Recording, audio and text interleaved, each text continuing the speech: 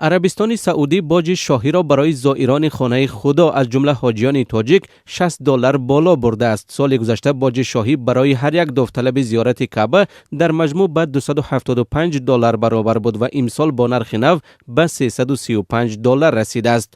مقامات کمیته دین تنظیم عنعنه و جشن و مراسم های ملی تاجیکستان گفتند که این $60 به نرخنامه سفر حاجیان تاجیک علاوه کرده خواهد شد. افشین مقیم سخنگوی کمیته دین روز 22 مارس در صحبت با رادیو آزادی گفت با افزایش قرب دلار در برابر پول ملی سامانی احتمال نرخ امساله حج نیز بالا برده شود، چون به گفته او حاجیان خرج سفرشان را به حساب سامانی به آنها پرداخت میکنند و اما تمام داد و گریفت با جانب سعودی با دلار صورت میگیرد. سال گذشته نرخ سفر حج برای زائران تاجیک 28649 سامانی یعنی معادل $3584 با قرب آن وقته مقرر شده بود. این نظر به سال 2015 هم 5649 سامانی بیشتر بود. نرخ امساله حج هنوز نهایی نشده است. در نظر سفر زائران تاجیک امسال در ماه اوگوست شروع شود. به اطلاع کمیته دین سال روان عربستان سعودی کوتای حج برای تاجیکستان را